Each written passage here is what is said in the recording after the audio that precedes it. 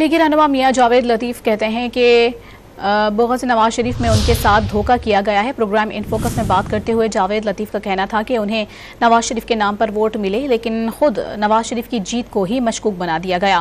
उनका कहना था कि 2024 का डिज़ाइन 2018 से कुछ मुख्तलिफ नहीं है।